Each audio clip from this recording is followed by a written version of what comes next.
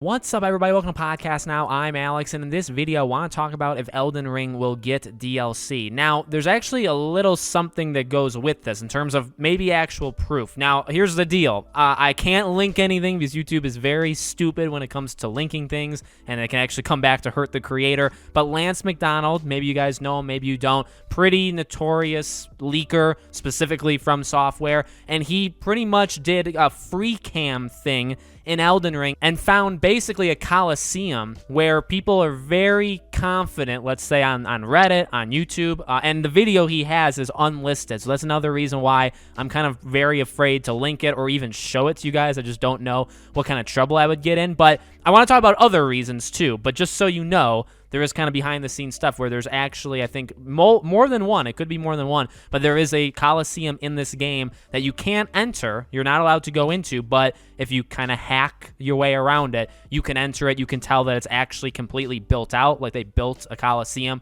so you could have fights and stuff, and it's just you can't access it yet. So that's leading a lot of people to believe that there could maybe be some sort of PvP thing in a coliseum, which would be cool, right? Spectators, you fight somebody else in this coliseum would be cool.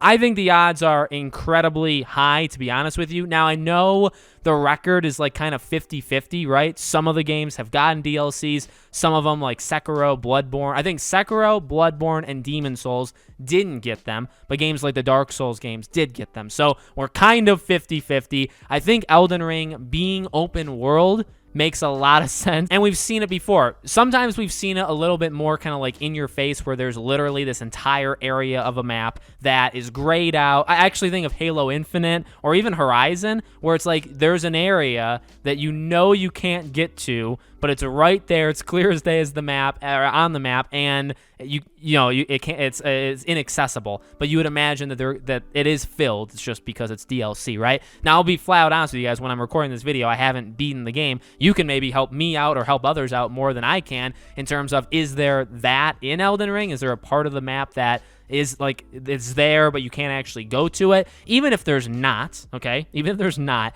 I think it would be pretty darn easy to kind of expand it. But I would say it being an open world game makes a ton of sense to me to do it. I think open world games are honestly one of the games that benefit the most from having something like this happen to it, right? An expansion of some sorts. I think just the way Elden Ring is built, right, with different enemies, different bosses, I mean, to not bore you guys, right, I think the way the core gameplay is, with the way the core enemies are, I think it makes so much sense. And also, final reason really is the success of the game. Now, I'm not saying maybe DLC is completely off of success or not, but, or if they've already had it in mind. I guess that's kind of the bigger point, right? Like Resident Evil Village, I fully do believe them, where they made that game, it came out, and they're like, holy shoot, this game is doing really well. We didn't have DLC planned, but now we need to start making DLC for it. And it seems like, that's what they said they did. I kind of believe that. For Elden Ring, I'm kind of 50-50. Maybe they've already been, prototyping with some DLC, or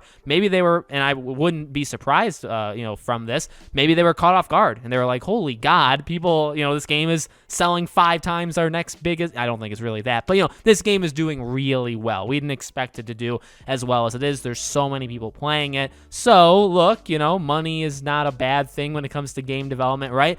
Who's to say you can't charge an extra 10, 15, 20 bucks, have a new really big 10, 15, 20 hour experience in Elden Ring? I honestly think it makes a ton of sense. I'm not saying this comes out tomorrow. I'm not saying this comes out in a couple of weeks, but I would imagine this could easily be a game where there's some sort of minor DLCs down the road, like maybe even this Coliseum, right? Just unlocking it and saying, hey, this is a thing. Maybe it's free, maybe it's $5 or whatever, right? And here's this. This is in like a month or two away. Maybe it's to lead up to bigger DLC. Maybe it is the bigger DLC. Who knows? But I really think the odds are pretty darn high. But let me know what you guys think in the comments below. Do you think there'll be some sort of additional DLC to the game? Make sure you guys are subscribed to the channel, bell icon turned on so you know when all those videos go up. I will be covering, if there is DLC for Elden Ring, I'll definitely make some videos on the channel. If you guys want to follow me anywhere else, all of my social media is in the description below. Thank you guys for watching, and I hope to see you all on the next video.